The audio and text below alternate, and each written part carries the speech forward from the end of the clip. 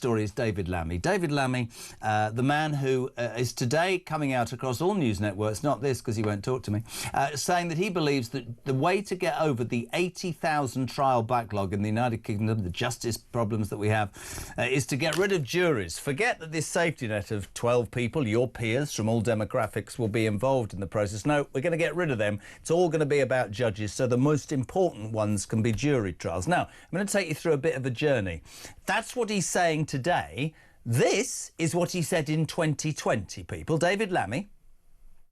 The jury system is fundamental to our constitutional arrangement.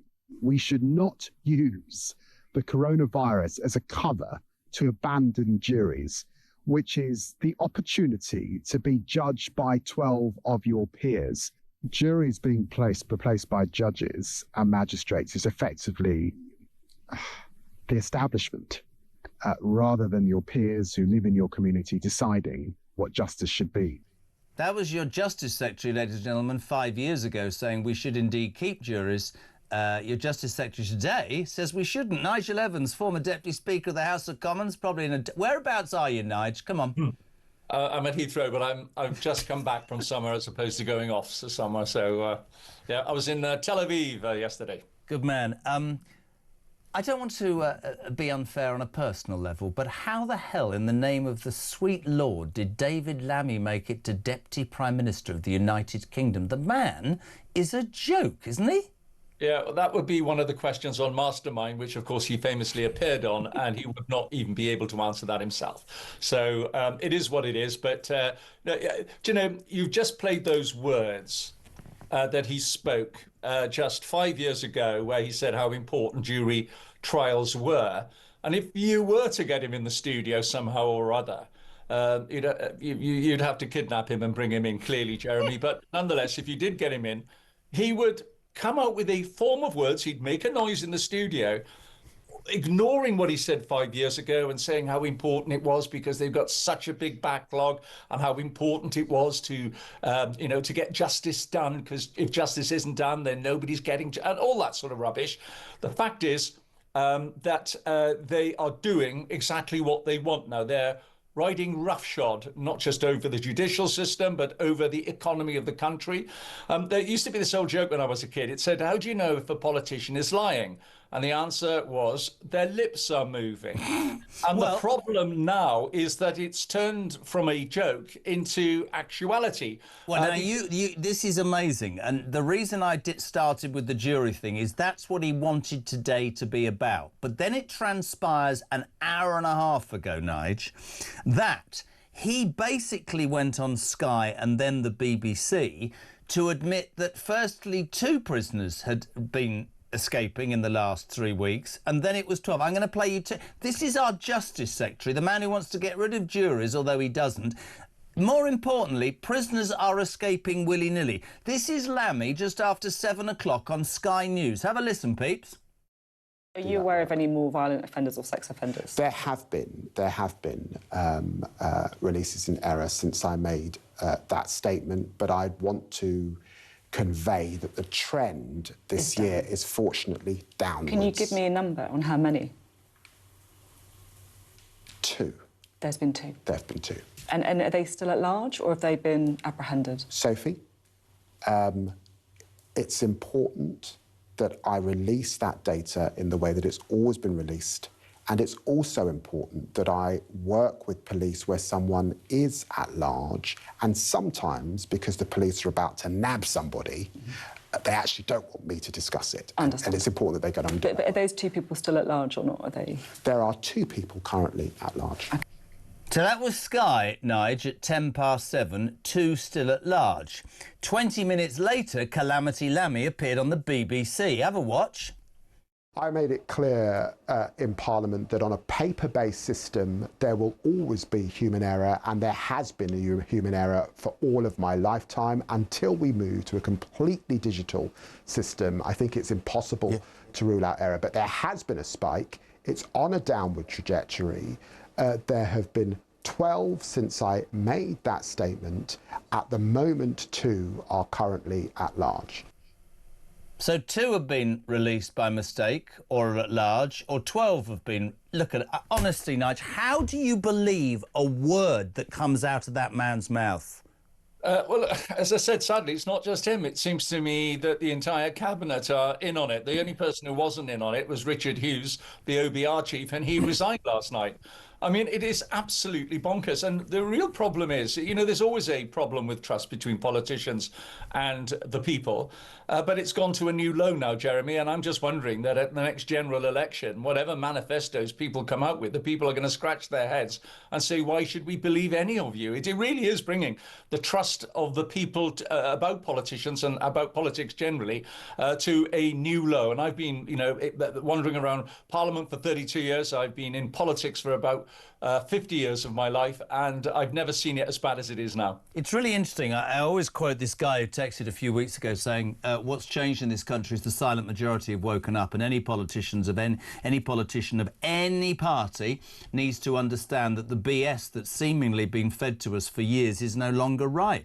There was a poll this morning. We talk about, you know, not believing people. Pressure overnight, more pressure on Rachel Reeves. How much did she lie about the budget? How much did Starmer know? The head of the OBR, as we hear, Richard Hughes, the fall guy for Reeves's budget lies. Have you heard about this poll this morning? See if you can fill in the 2-word gap at the end. Nobody else has been able to, but I know how intelligent you are, Nigel.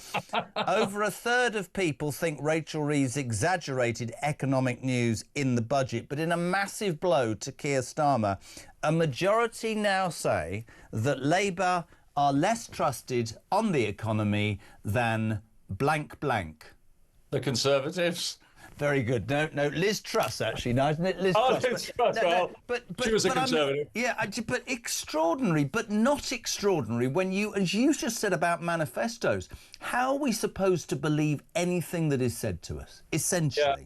No, it's a real problem, and clearly we didn't get really anywhere yesterday in Parliament trying to get any closer to the bleeding reality is that Rachel Reeves, and she's actually tied the Prime Minister into this, have colluded in order to tell the public that the economy, and this is really hard to believe, that the economy was way worse than it actually was, in order for them to raise taxes to spend it on Benefit Street. The only people who were putting out the bunting during the budget were those on Benefit Street, because they've done rather well of it. Yep. But the average earner is now way worse off. People who actually get up, do a job and pay their taxes are worse off by the rate of £18,000 than those on Benefit Street. You couldn't make that one up either. You know, it's a real body blow for those people. Alarm Clock Britain, as you called it, on Talk Radio. Alarm Clock Britain are the ones that keep Britain going. They're the ones who pay their taxes, and now they are worse off than those on Benefit Street. Loads in the news today. I want to throw this next one at you. Junior doctors have, I think, rightly been accused of trying to wreck Christmas. I personally would make it illegal for them to strike. People don't like that. They're going to do another 5-day strike from the 17th of December. They want 26%. This is on the back of 28.9% from Wes Streeting when the Labour Party came into power and said, oh, the Conservatives didn't speak to them, we'll sort it out. He now looks like a prized chump because these people have come back. I get stories, they work an 80-hour week, blah, blah, blah. I've said, don't know what you think, mate, you know more than me, I would perhaps make their training cheaper and more funded by this country so that they don't, if you like, get so into debt. I would make them sign a contract that says they stay within the confines of the NHS for a minimum of 10 years so that we get value for money. I think it is a disgrace. I think it will cost people their lives, and I think you can lay it firmly at the political ideology of the BMA. Yeah, I'd sign up to that, and I'd also make it illegal, as you say, to strike. This is life and death matters, and they're there to save lives, not put them in jeopardy, and that's clearly what's going to happen over the Christmas period. So I'd add that into their contract as well. Let's see what Sarah says about junior doctors. Sarah, good morning. Morning, Jezza. Can't believe my ears this morning. Some of these calls, teachers who educated their own children but still managed to teach full time. Not sure how that worked. And then was it Jeff from Hastings saying, oh, the doctors deserve a pay rise to pay off what they've paid for the well, maybe he's right. Maybe their degree should be paid for and their training, but then they should be tied into the NHS for a certain amount of time if that happens. My daughter is a paramedic. She had to pay for her degree. She's in debt and paying that back. And, she's one of the key people that gets the sick people to hospital in the first place. But I don't see everybody crying out for a 29% pay rise for paramedics or for nurses. Come on, wake up, people. This is bloody ridiculous. Sorry to swear, but I've really had enough now. Great show anyway. Couldn't agree more. Not about the show, about what she says, Nigel. There's the point. Paramedics got 3.6%, nurses got 5%. What divine right do junior doctors have to think? And probably the government will bend over and give them what they want, I suspect. But it's not sustainable. This is, you and I are old enough to remember the late 70s, where they gave 30% to everybody and we ended up on our backside. Look at them. Look at them out there ranting and wanting. The public sector needs to be utterly cut back on. Since, what's that banner say? 28%. Gee, I can't be doing with it, mate.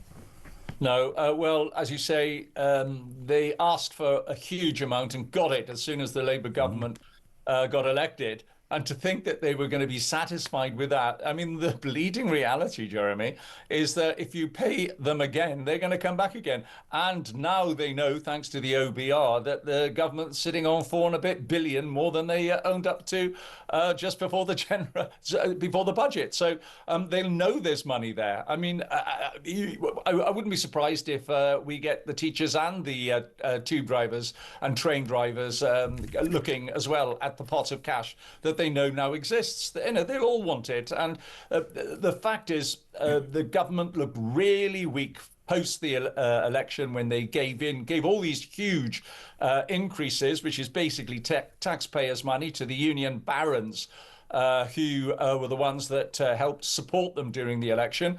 And they're now coming back again and again and again. How about trying something novel, which is allowing those people who get up early in the morning, work many hours, some of them as well putting their own money into their own businesses as well. How about allowing them to keep more of their own money? How about that? Something novel. It is novel. I don't know the name of this gentleman. Christian will let me know. The guy that writes our tags, that has got to be, do you know what his name is? No? Cal deserves a shout out here. National Health Service. That is absolutely legendary, Cal. I love it. National Health Service. Nigel, the other big story of the day, and you touched upon it there, calls for a 4-day week in schools to ease teacher burnout. Watch Nigel's face. Campaigners have urged Bridget Phillipson, the one who looks slightly bitter at having lost the deputy leadership of the Labour Party, to pilot 4-day working weeks, arguing that shorter timetables could help tackle worsening teacher burnout, recruitment problems and falling retention rates. Now, I should give both sides. I've had teachers on saying it's very, very hard.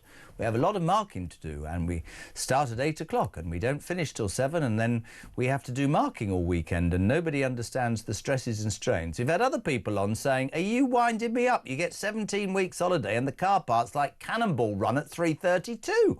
Where do you stand on this? This is outrageous, isn't it? Yeah, it is outrageous. My goodness me, I remember the 3-day weekend at Ted Heath. Yeah. At least that was during a strike. No, the reality is you've got 16,000 millionaires plus who've left the United Kingdom, right? So they now are doing no-day weeks in the United Kingdom. You've then got an increased number of people because unemployment's gone up every month since Keir Starmer came into power. So there's a ton more people now doing no-day weeks. And then looking at the 18 to 24-year-olds, a net 187,000 of them have gone to live abroad. And so they're doing no-day weeks in the United Kingdom as well. I mean, none of this really adds up. And that is the real problem, because somebody at the end of the day has got to pick up the bill. We just simply can't afford it. Let's have a little bit of reality creeping into the situation in this country. We are on our knees, and people who are working are the ones who are being punished day in and day out, and they deserve a rest. As I said right at the beginning, Jeremy, these are the people who are working, and the government doesn't have any money. All they have is taxpayers' money. They do seemingly have money to spend on ludicrous situations, and seemingly the British people would well argue, many of them, They spend it on things not, I hate using this phrase, but I have to, seemingly not on the indigenous population or people who live within the confines of the law or people who just graft and do what's right by their families. They spend it on illegal migrants. They spend it on, you know, people who commit crime, trying to find some reason. They spend it on the wrong things. And when you hear, when they find billions here or millions there, and this is what I'm always going on about with politicians. I don't know whether Starmer and Reeves are so bolted together that they sit in 10 or 11 Downing Street crying, going, it's all over, or they're that stupid they think they can get away with it. But the groundswell of opinion in my mind in our country is that people have had enough of, sorry, the BS that's being fed them. Yeah, I think the tipping point has already been reached now, and people have had enough. You talk about a contract with teachers. How about a contract with the British people, which basically says when we stand on a manifesto, we're actually going to stick to our words. We will keep our promises. When we say taxes do not need to go up, they will not go up. And that we will ensure that we are not going to spend 30-odd billion on the Chagos Islands. We are going to ensure that people who do go out and work are going to keep the lion's share of their own money. How about that? You know, a novel contract with the people. But I think people are really fed up, and it's going to be a real issue. I mean, the vast majority of people, from what I can make out and the ones that I talk to, they want an early general election. Yep. Starmer is unlikely to accept that. I think he'll be out, Nigel. I think he'll be out, mate. I can't see it lasting. The reality is as well, Jeremy, we have to remember only 33.7% of the people voted for him. It's only because of the quirks of the British electoral system that he's got such a huge majority. But he is confusing his parliamentary majority with a mandate in the country. He does not have a mandate in the country. And also, if we listen to the promises that he made during the general election, he certainly doesn't have a mandate to do the things that he's doing, including abolition of jury trials. He certainly doesn't have that, or putting up people's taxes like the national insurance, the freezing of the thresholds, which they said they would never do because it would hit working families. That's exactly what they've done. And then when Rachel Reeves said after the last budget, that's all. I don't need to come back. I'm not coming back. I'm not coming back. He does I'm not coming exactly back. that in asking for an extra 26 billion. And when confronted with it, she says, "Well, it wasn't as large as last year's." My goodness me, what's going to happen next year if she's still in post? Couldn't agree more. Couple of things, because you're a man who's quicker. How's the book going, by the way? Still 25 chapters, but it starts again in January when I go back to Spain. If I don't have, if I'm not in that book, you're broadcasting. You'll have a chapter, don't worry. Fantastic. To finish, because you think quickly on your feet, and we love you for it. Earlier on, just because I was trying to get through the tedium of Liz Truss and the stuff. answer. What? Liz Truss, that's the answer. No, better than that. You know, at Christmas, when you have to buy a present for somebody you don't like in the family, you know, an annoying uncle or a granny that doesn't speak anymore, I asked the good listeners of Talk, what would you buy Keir Starmer and Rachel Reeves for Christmas? We had some amazing ones, some pretty rude ones. What would you buy? Matt Vickers said a backbone. What would you buy Keir Starmer, Nigel Evans? Well, it goes for both of them, really. I would buy them a one-way ticket to the northwest of England, where I represented a seat there for 32 years, so he can get out of his Westminster bubble, both of them, and they can listen to the people of constituencies like the Ribble Valley, or indeed Hyndburn, which used to be a very, very strong Labour area, Burnley. I call them the salt of the earth, the people who actually do get out of bed, do work hard, and it's about time that they had the opportunity to have a chat with Keir and Rachel, maybe in a pub, if any pub will let them in after what they've done to the hospitality industry. I mean, literally, I would love to be a fly on the wall in a pub when the locals get an opportunity to speak power to truth. Listen, mate, we love you. Truth to power, rather. Truth to power. Yeah, we love having you on. The book's going to be a bestseller, and you're going to end up... Yeah, we want you back in the Commons. Nigel Evans, legend, thank you very much indeed. Let's go to...